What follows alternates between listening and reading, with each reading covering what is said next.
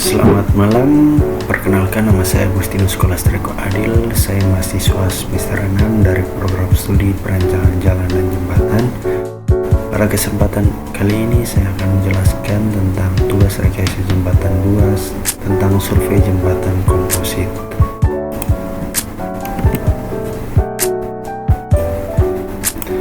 Konstruksi jembatan meliputi bagian-bagian utama seperti struktur atas yang menyalurkan beban lalu lintas, struktur bawah yang menyangga beban serta beban lingkungan, dan pondasi yang meneruskan beban ke tanah. Pembangunan jembatan memerlukan perencanaan dan desain yang matang untuk menyesuaikan dengan kondisi lokasi dan jenis rintangan yang harus dilalui. Berdasarkan bahan konstruksi, jembatan bisa berupa jembatan kayu, beton prategang, baja atau komposit, gabungan beton dan baja. Setiap jenis jembatan memiliki kegunaan dan karakteristik tertentu sesuai kebutuhan lokasi dan fungsi jembatan tersebut. Jembatan komposit adalah struktur jembatan yang menggabungkan dua material atau lebih, umumnya balok baja dan plat lantai beton, untuk bekerja sama sebagai satu kesatuan struktural dalam memikul beban.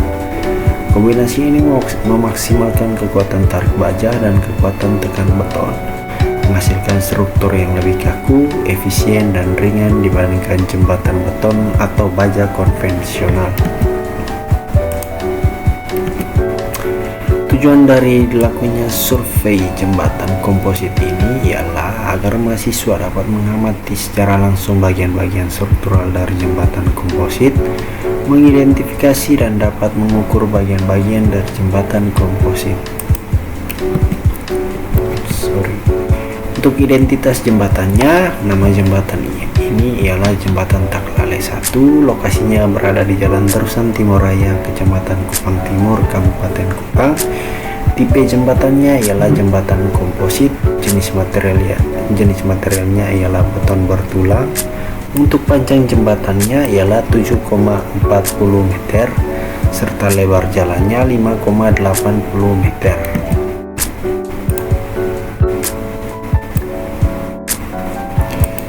Lanjut, ini adalah lokasinya di sekitaran sini.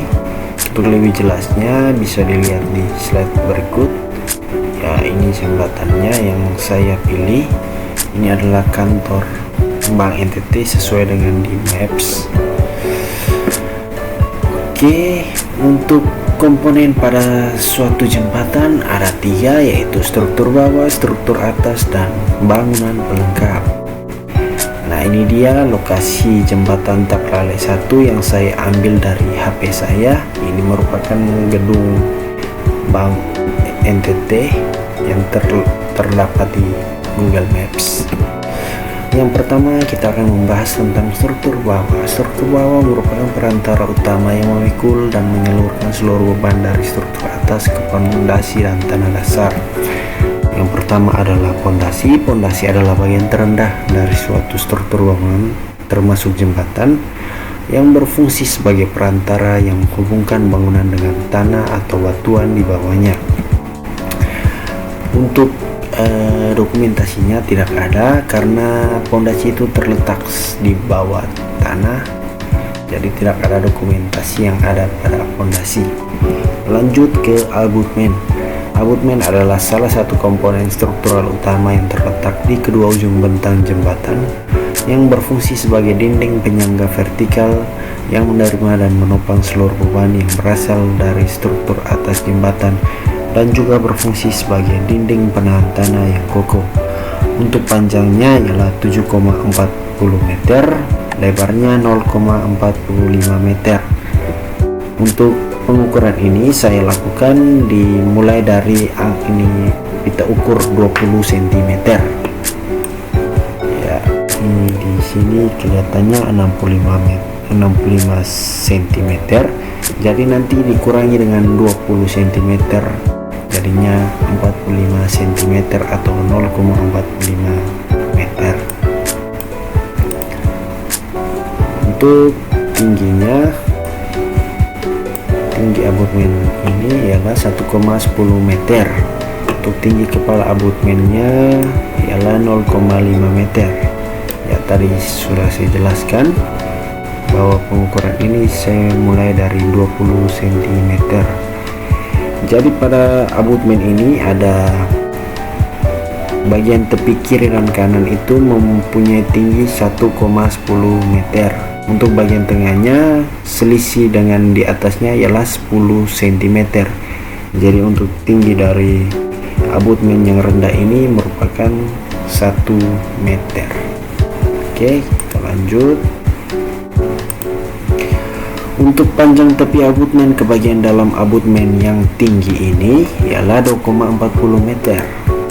Untuk badan tinggi abutmen tepi dan tengah yang sudah saya jelaskan tadi ialah 10 cm. Lanjut ke struktur atas jembatan.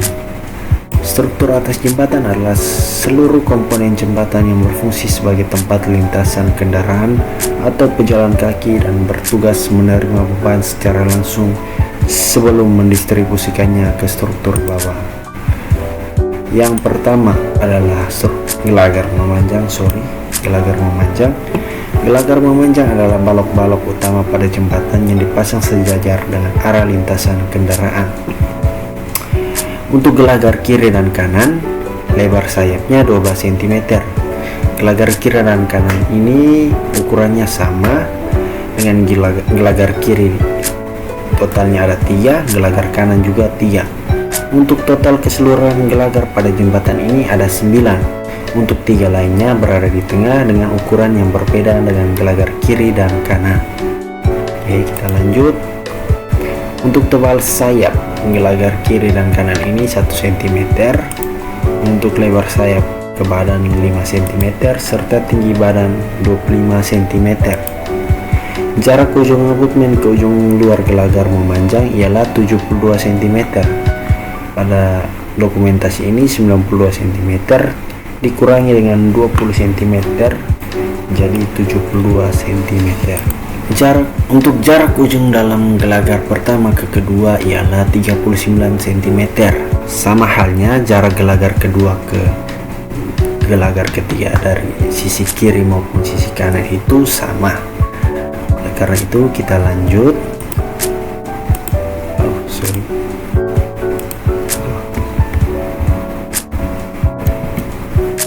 Lanjut, jarak ujung gelagar ketiga bagian kiri maupun kanan ke sisi luar gelagar tengah ialah 97 cm.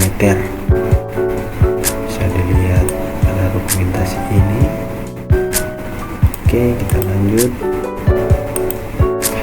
Gelagar tengah berjumlah 3 dengan lebar sayapnya ialah 15 cm. Tebal sayapnya 14 mm. Lebar sayap ke badan 7 cm serta tinggi badan 35 cm. Jarak gelagar tengah pertama ke gelagar tengah kedua ialah 90 cm.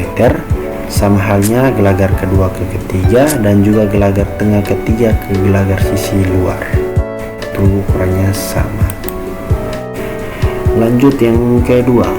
Untuk struktur atas ialah plat jembatan. Plat jembatan adalah elemen struktural berbentuk bidang datar horizontal yang berfungsi sebagai lapisan teratas dari jembatan yang langsung menerima semua beban yang melintas di atas jembatan, baik itu beban mati maupun beban hidup, dan juga berfungsi menyalurkan beban yang diterimanya secara merata ke elemen penopang di bawahnya, yaitu gelagar memanjang. Untuk tebal plat pertama yaitu 18 cm, tebal kedua ialah 20 cm. Jadi total kedua tebal ini ialah 38 cm.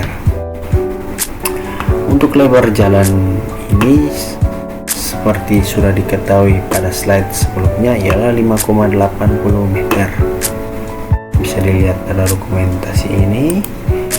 Untuk lebar bahu jalannya per sisi ialah 25 cm. Karena ada 2 sisi jadinya 50 cm. Lanjut, bangunan pelengkap.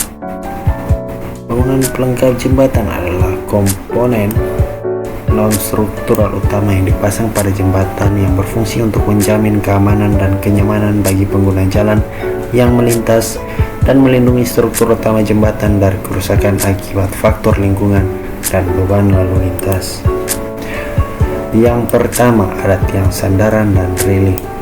Untuk diameter pipa railing ialah 8 cm. Jumlah pipa railing untuk per sisi ialah 2 sisi.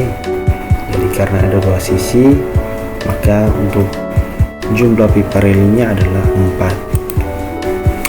4. Untuk tinggi tiang sandaran ialah 86 cm. Lebar tiang sandaran ialah 12 cm. Lanjut, untuk trotoar ini lebarnya 55 cm, untuk panjangnya 7,4 meter. Untuk tebalnya saya lupa, pada saat pengukuran saya lupa untuk mengukurnya. Dan lanjut, untuk loneng yang ketiga ada loneng dengan lebarnya adalah 24 cm, tingginya 115 cm, bisa dilihat pada dokumentasi ini. Untuk panjangnya 2,52 meter dengan total jumlahnya adalah 4 ya. Kesimpulan dari hasil survei jembatan Taklale 1 yang berada di Kupang Timur ini, jembatan ini tergolong pada tipe jembatan komposit yang memiliki dimensi jembatan dengan panjang 7,4 meter, lebar keseluruhannya adalah 7,4 meter. Karena pada lebar jalan ini 5,8 ditambah dengan lebar trotoar 5,55 cm per sisi, jadi dikali 2 menjadi 1,1 meter. 1,1 meter ditambah 5,8 yaitu 6,9, lalu ditambah dengan lebar bahu jalan, yaitu untuk kedua sisi jadinya 0,50 cm. Jadi 6,9 ditambah 0,5 menjadi 7,4 meter, sesuai dengan lebar keseluruhan jembatan. Dengan memiliki bagian-bagiannya sendiri yang terbagi menjadi 3, yaitu struktur atas, struktur bawah, dan bangunan pelengkap. Untuk struktur atas memiliki 9 buah gelanggang memanjang, sedangkan untuk bangunan bawah terdapat 2 abutmen. Dan untuk bangunan pelengkap yang terdiri dari tiang sandaran dengan jumlah 10 buah, serta loneng jembatan yang berjumlah 4 buah. Dan juga menunjukkan bahwa jembatan ini dikerjakan sudah berumur sangat lama dan sudah rusak. Hal ini ditandai dengan struktur yang sudah rusak seperti tiang sandaran dan railing. Oleh karena itu, survei ini sangat penting karena mendokumentasi elemen struktural secara akurat untuk mendukung perencanaan, pemeliharaan, dan perbaikan di masa yang akan datang.